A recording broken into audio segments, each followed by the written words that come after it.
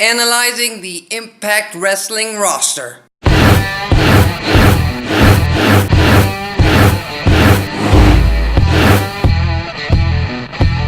Alexis Carrillo here, back with some more wrestling talk content on the Alexis Carrillo brand YouTube channel.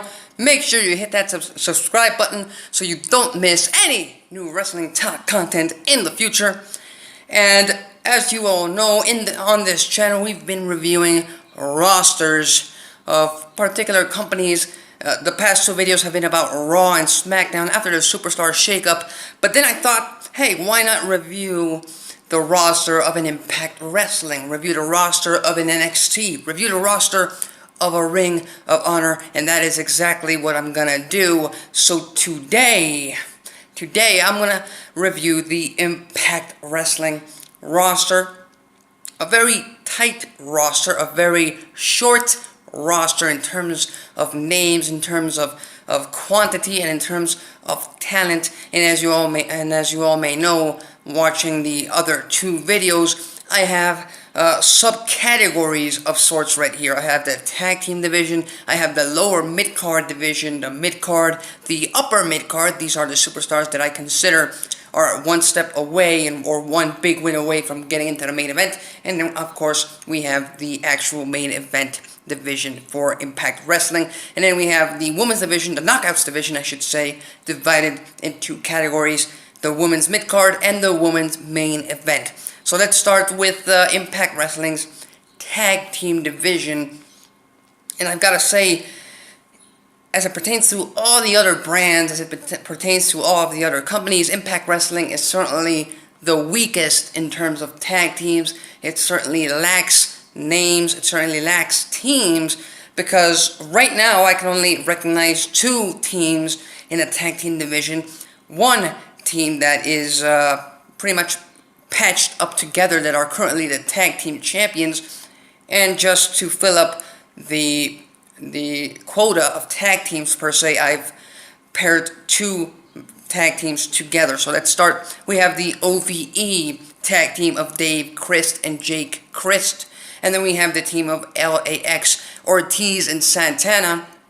And obviously, after the feuds, after the rivalry, after all the matches from late last year, these teams cannot keep feuding with each other because it gets repetitive. I'm not sure if it gets as boring as one would think, because they're both very good in the ring. They've delivered great matches, but one certainly gets tired of watching LAX versus OVE, be it in a regular match, in a steel cage match, in that barbed wire massacre. It was going to get repetitive. And then we have the third tag team, the current Impact Wrestling World Tag Team Champions, Eli Drake and Big Papa Pump Scott Steiner. They basically formed about 2 weeks before the pay-per-view. They won the titles at the pay-per-view, and now they are still tag team champions. And that's really right now, at the moment, the only three tag teams in the Impact Wrestling tag team division. But I have paired up two other tag teams that I believe could be paired up in terms of booking, in terms of the storylines in the very near future. Those being Cult of Lee, Trevor Lee and Caleb Connolly, simply because I think Trevor Lee is one of these superstars on the Impact Wrestling roster that you can move easily around all over the place. You can put him in the tag team division with Caleb Connolly. You can keep him in the X division, battling for the X division title, a title he has won 3 times. Or I think out of the X division, out of the current X division, Trevor Lee has the most potential to enter the main event world title scene. And then finally, simply because the booking team has highlighted the friendship that Eddie Edwards and Moose shared and have shared over the past months, over the past year possibly, I think that could be certainly a future tag team for Impact Wrestling. Then we get into the lower mid-card. One thing I want to point out is Impact Wrestling's lower mid-card is very much non-existent, because these are kind of superstars. These are wrestlers that don't really appear that much on the actual broadcast, on the actual show on Pop TV. They sometimes have an explosion match.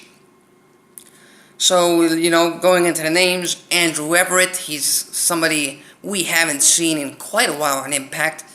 Braxton Sutter, I know he recently announced his departure from Impact Wrestling, but I don't know how far out he has been booked on Impact Wrestling or on Explosion, but certainly he is a part of the lower mid-card. Then we've got Caleb Connolly, not really become a threat in the X Division. They haven't booked him that way. I think he'll stay that way. Chandler Park, a comedy character right now. DJZ, certainly somebody who can enter the mid-card division, but he needs to appear more on Impact. He needs to gain more momentum, and he has been returning for what, a year absent from Impact Wrestling, so that's why I put him in the lower mid-card. We've got Ba, and no, Falaba in the lower mid-card, simply because even though he is a constant presence in the Impact Wrestling on Pop TV show, he doesn't get a lot of wins. That's why I put him in the lower mid-card. Then we've got Grado, who hasn't appeared for months on Impact Wrestling. Homicide, who doesn't really wrestle. And we've got Rohit Raju, who, has to share the spotlight with his Desi, or I don't remember the name. It's a hit squad from India. They haven't made their debut. So that's the lower mid-card. Then we got the mid-card division. We've got Taiji Ishimori, who, if I'm not mistaken, he also has announced that he will be leaving Impact Wrestling very soon. But being a former X Division champion, he remains in mid-card unless somebody else bumps him off the list. Obviously, we've got Trevor Lee.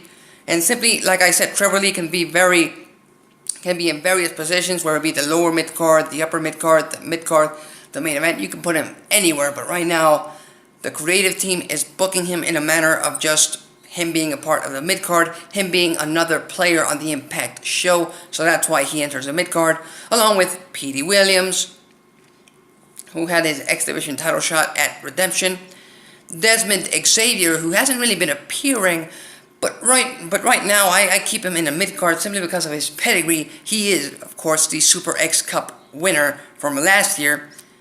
Let's just hope they actually do something with him. Then we have Abyss, who is somebody who comes in and out of the company. You can't really rely on him to be in the main event or in the upper mid-card. That's where I put him. And we've got the man who doesn't want to be called a liar, the Big Bad Bully, the former American Alpha, or whatever, American Top Team, I should say. American Top Team, that's the name. KM, he's in the mid-card. They haven't really done much with him. That's where I put him. Then we have the upper mid-card. Certainly more crowded than the main event. Certainly filled with names that can be future main event players for Impact Wrestling, but right now they are being booked in a way, they are being perceived in a way that they are not a part of the main event. This being Brian Cage, who has been getting all these wins, has been on an undefeated streak, and who have they been trying to book into the main event, but the crowd response that he gets at the Impact Zone is practically non-existent. That is why he is a part of the upper mid-card. But once he starts getting a good crowd reaction, a decent crowd reaction at least, I think he can certainly be first in line for a main event world title shot. Then we've got Kongo Kong, the new monster of Impact Wrestling. All they have to do really is position him in the main event for him to actually be in the main event, because pretty much he has been unstoppable since his debut last year.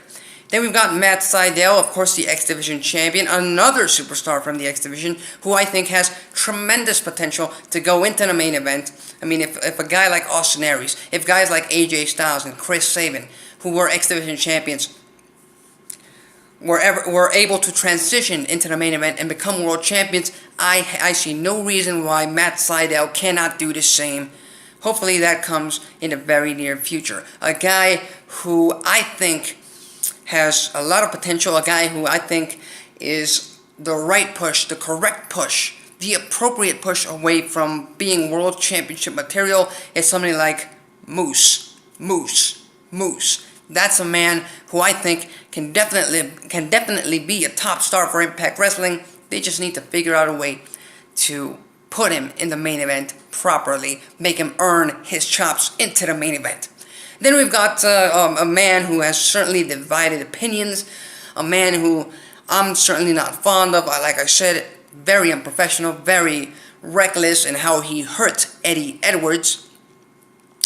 But, Sami Callihan, he has been booked in a manner, in a way that makes me think that Impact Wrestling will consider putting him in the main event in the very near future. And the last man in the upper mid card is Eddie Edwards, somebody who I think needs a heel run with Impact Wrestling. We kind of see him showing off his aggression in the past few weeks on Impact Wrestling. But right now, him being a babyface, it's kind of a vanilla character. I would like to see a little bit more attitude, a little bit more personality from Eddie Edwards. And if he can become a heel in Impact Wrestling, he can certainly go a long way into the main event, a division which is certainly lacking not only main event talent, but also main event heels. Talking about the main event, we've got a guy like Johnny Impact. The guy looks like $1 million. The guy knows how to wrestle. He sells. He's a star. You hear his music. You watch him come out to his entrance. The guy screams star. Unfortunately, fans haven't been able to accept him as an Impact Wrestling star, and certainly not as a future Impact World Champion. So Impact certainly has a lot to work on that. And maybe, possibly, a heel turn could be the answer to Johnny Impact's prayers. We've got a guy like Eli Drake. That's right, he's in the tag team division because he is a tag team champion. But let's not forget he has the Feast or Fire briefcase for the world title shot. So he is still a part of the main event. And I think, they have to keep him there. He is certainly one of the most entertaining superstars in Impact Wrestling today. Then we have the former Impact World Champion, A-Double Austin Aries. What's to say about this man? He is the belt collector. Well, he wrestles at the A-Double level. He is the greatest man that ever lived. And unfortunately, he lost the world title. Maybe he'll get it back. And the main event is completed by a guy I never thought I would consider in this Impact Wrestling roster review. A man I thought, when I first started making the list, I didn't really think of him until he won the world title. So now I have to put him in the main event. And certainly he knows how to wrestle. He can put on a hell of an entertaining match. So let's just hope that Pentagon can bring out the best in every single one of the superstars of Impact Wrestling, whether it be in a main event match, whether it be in a world title match, or whatever. Going into the Knockouts division, we got the mid-cards. We've got Alicia Edwards, hasn't really wrestled. Diamante, hasn't really wrestled. Kiera Hogan, here and there wrestled, but most of the times in a losing effort. And we've got Su Yung. I certainly was not a fan of Su Yung being pushed right into the main event, right into the Knockouts main event, I should say, right into the Knockouts title picture, being a newcomer and just, attacking Ellie from behind. That certainly gives me the reason that anyone in the Knockouts division can come in, attack the Knockouts champion, and just get a title shot. And finally, Tessa Blanchard, don't really know how to say her name. Tessa Blanchard made her debut at Redemption. She's in the mid-card. For now, we have yet to see her in action. We have yet to see what kind of chops she brings to the ring, but certainly one of the biggest names Impact Wrestling has signed this year. And then we've got the main event. The Knockouts champion, Ali, Rosemary, Taya Valkyrie, and Sienna. If the Knockouts division builds around these four women, along with a possible Tessa Blanchard going up the ladder, then I think the Knockouts division is certainly heading into a great year in terms of in-ring quality. Anyway, that's my review of the Impact Wrestling roster. I know it's a long video, but, I just have a lot of thoughts on the Impact Wrestling roster. Lots of potential. Do you agree with the positions where I put each of these superstars in, or do you disagree with me? Leave a comment below. Let me know which superstar do you think should be higher up on these divisions, on these subcategories. Let me know. Leave a comment below. Subscribe to the channel, and I'll see you next time.